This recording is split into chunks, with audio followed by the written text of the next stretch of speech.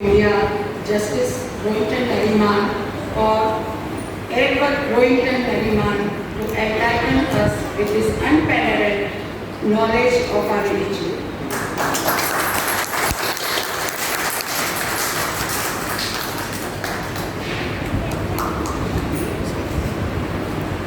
Good evening, ladies and gentlemen. Thank you all for having me here.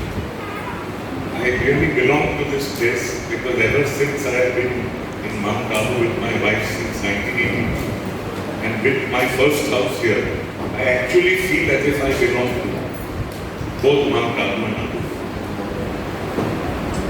What exactly is one to say when you have a 100th anniversary of an Agyari? You can speak about Agyaris, you can speak about fires, you can speak about consecration of fires. But I thought it's more important to get to the meat of the matter, which is that what does one do in an Agyari? One prays, essentially. Today we all pray the Yathavamyo prayer together. It was a lovely feeling. And the Ashenko prayer. So I want to tell you what they mean. And after that, I want to tell you what the Kusti prayer means and what its significance is.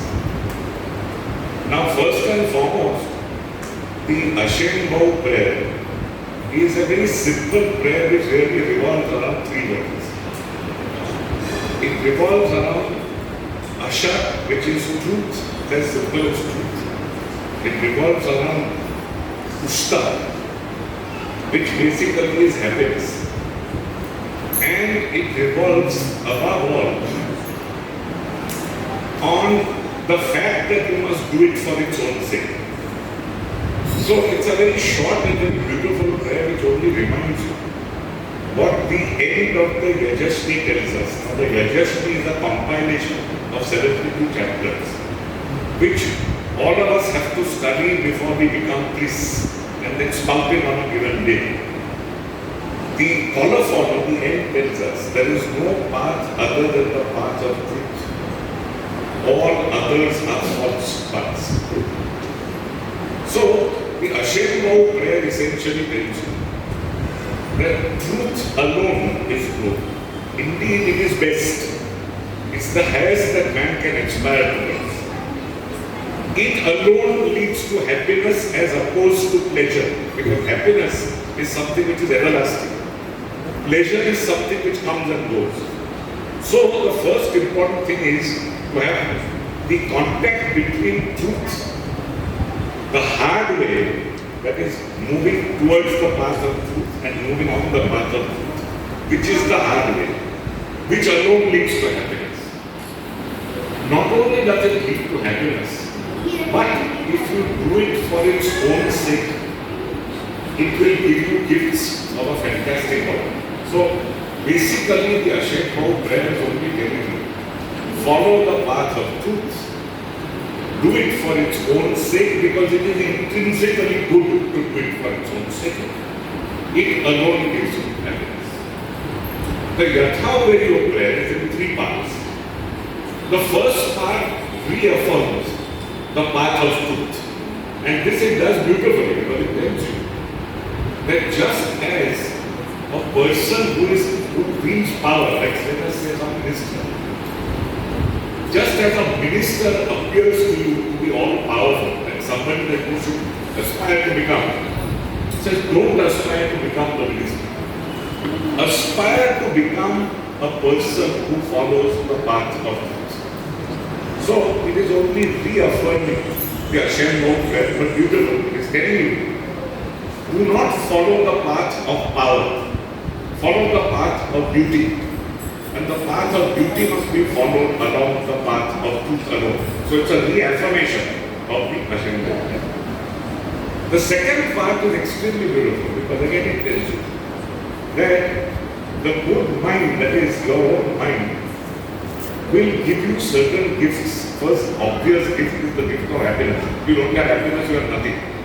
So, if you get this gift, you will be extremely lucky and you will get this gift only if you do good deeds. The emphasis is on deeds. Right now, for love of God. Now, Mazda is God, because Ahura, Mazda are two words which have been put together. Ahura is the Lord, Mazda is the word majestic, Maz, huge, and Da, creator. So the Lord who is the great creator, if you do this, that is, you do good deeds for love of God, then alone will you again get the gifts of the good mind, which are basically happiness. And then the last part which reaffirms charity, which is that you will get God's own strength to do something good only if you do that good for somebody else. In short, that if you are able to give to a person in need, the need may be anything, the widest possible. So if you can give to somebody in need, please do so. Because if you do so, God in turn will give you. So you reaffirm now three very important principles. First principle is the path of truth along which alone you must ascend. First. Second, that is fleshed out in the holy triad of good thoughts, good words, good deeds. By the way, the most interesting stanza, perhaps the most important stanza also in the entire Raga, is the fact that the prophet, he spoke of good thoughts, good words, and good deeds. The moment he was able to comprehend God with his mind's eye, he says this specific. He uses the word jasmaini vyadaras. Now jasmo is like jasmo, maini. So mind's eye. When he sees God with his mind's eye, the very first thing God tells him is that follow the path of good thoughts, good words, good deeds. Why? Because ultimately then you can dwell with me in Garo Eman. Now both these words are words of modern usage. Garo, Raman, you see, Eman, Purim. The abode, which is God's abode, of only happiness, which is really music and song. So, it is very, very important that to realize that ultimately these two fundamental prayers which we mount every day when we walk into an arena must be understood first. It's not important to mount them, it is much more important to understand. And once you understand them, it is much more important to try. It's very difficult. Try and live your life by them. Now the Kusti prayer. Every day we do the Kusti prayer before entering and embarking on other prayers. The Kusti prayer was divined by one of our most brilliant chief priests, the man called Adarpan Narasman, who lived in the 4th century AD. He was the chief priest of a king called Shapur II, who was also a remarkable king. That is the only king in history who was ever invested with the crown on his mother's stomach when he was 3 months old. That story is also interesting because the Magi foretold that this person astrologically would be some fantastic ruler. His older brother was passed over when his father died. His father died when he was 3 months in the womb. And the crown was infected from the mother's stomach. And in fact, it took place at great. Now, this great king had this extremely great chief priest. There are many wise sayings or wisdom sayings of this priest. One of the most beautiful of which is, what is courage without wisdom? Even a terrorist has courage, but he is not wise. So courage that is misused or misapplied again goes astray. So what is the importance of courage unless accompanied by wisdom? What is the importance of intelligence unless there is some vision to that intelligence? You are going somewhere with it and you are translating it into something good. Then the third again is that it is, what is the use of a good thought unless it is put into a good deed? Because the good thought remains with you. It's the good deed ultimately that benefits somebody else. And finally, the most beautiful, that is charity. Then why has God given you wealth? He has given you wealth only in order to be generous. So wealth must go to generosity. Now it is this man who crafted your entire Kusti prayer. And the prayer incidentally is in 3 languages. The first is the Karthik Avesta. there are two verses pulled out of the second gatha. And the very opening, which is Gyana Mazda, by itself doesn't make sense. Unless you read it in the context of the verse that precedes it and the verse after.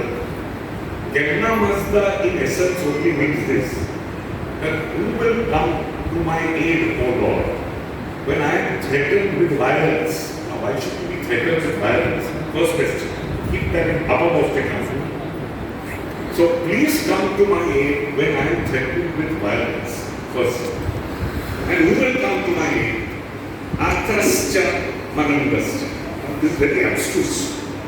Atrascha is that the holy fire will come to my aid. And second, that the mind, the good mind will come to my aid. What does this mean? If you look at the verse preceding, which is Yasna 46.6, the verse preceding it tells you that he is wicked who is well intentioned to those who are wicked, and he is good who is well intentioned to those who are good. So obviously you are going to make very many enemies. And if you are going to fight those who are wicked, they are going to threaten you with violence. Huh? Then comes the following verse, which says, don't worry. Ultimately, those who threaten with violence, their hatred will recoil on themselves and they will not hurt. So when you read 46.6, 7, which is Gyana, and 8, which says that don't worry, whatever they try and do in the long run, it recoils on them.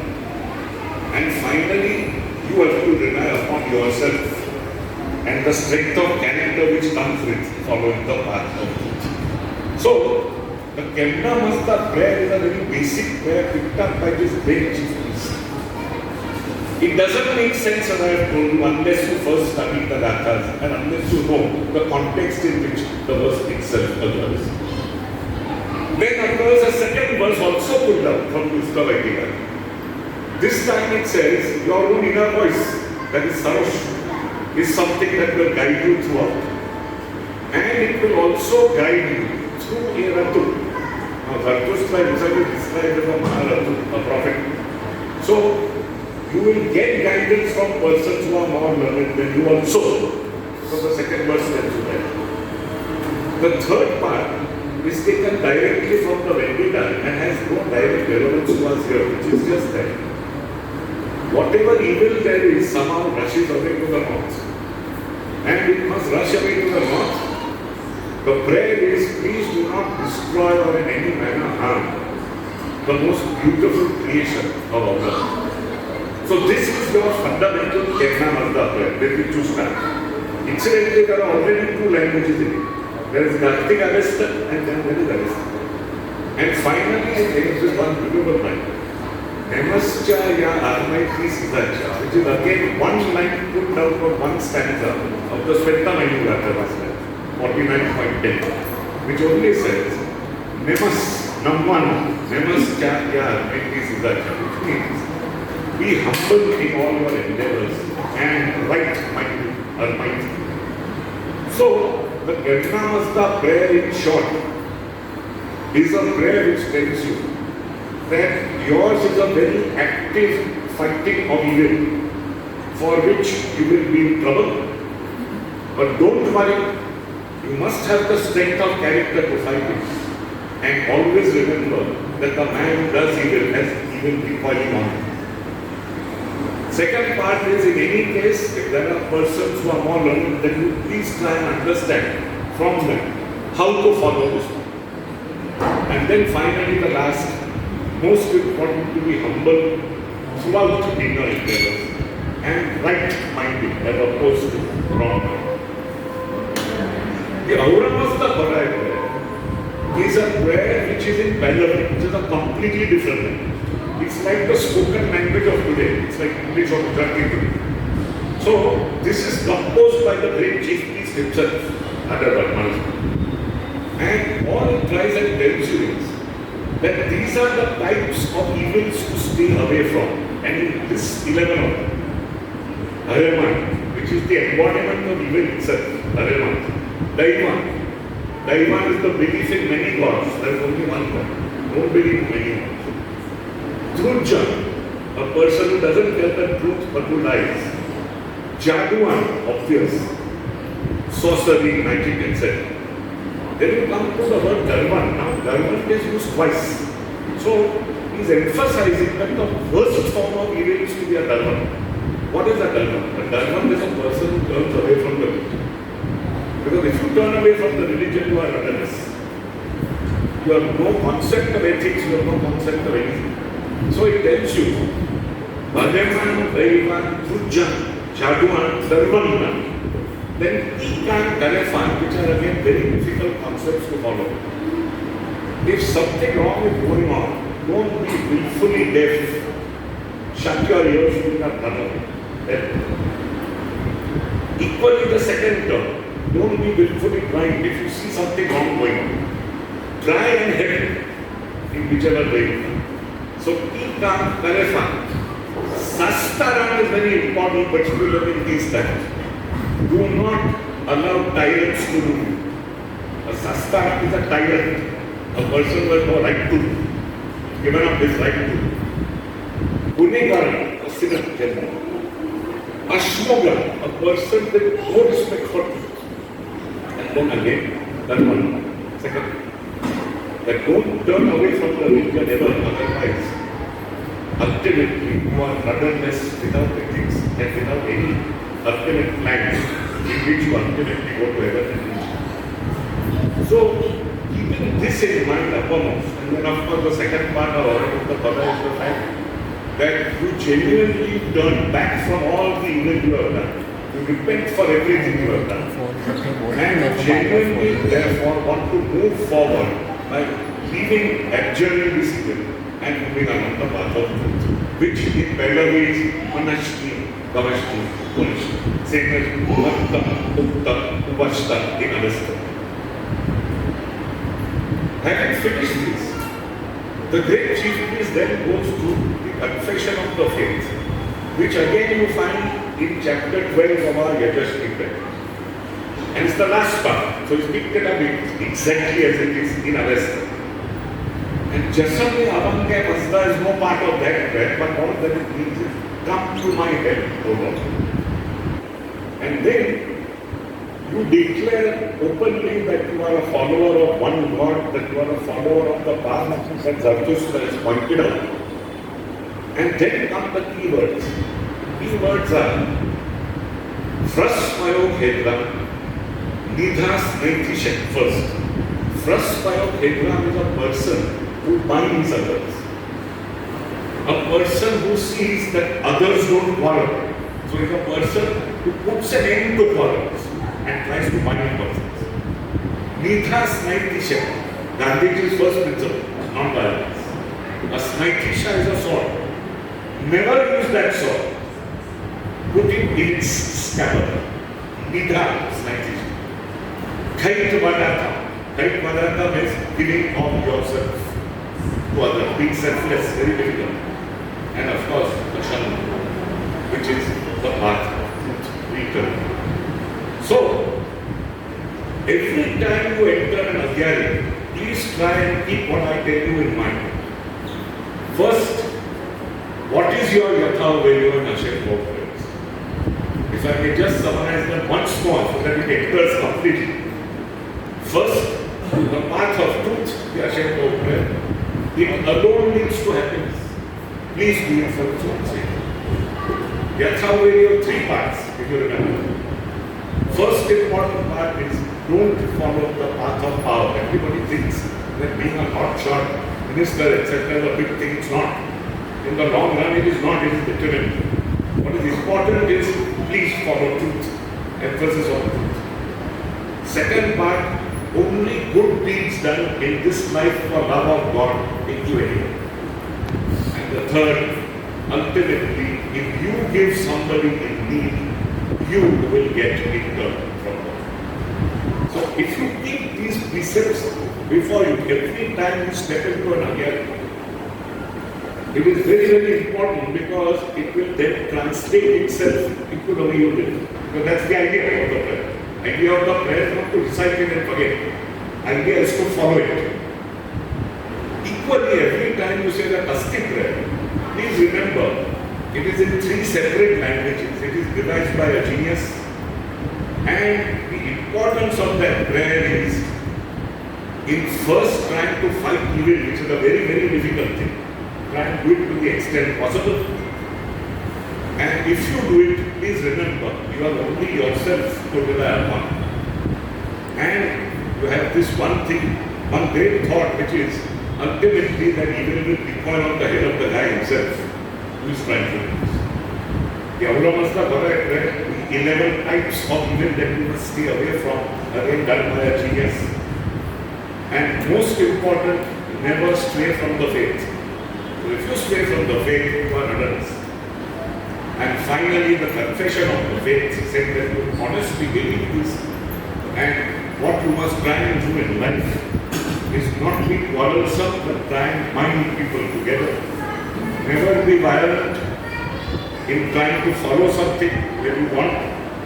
And most important, give up yourself. Thank you all.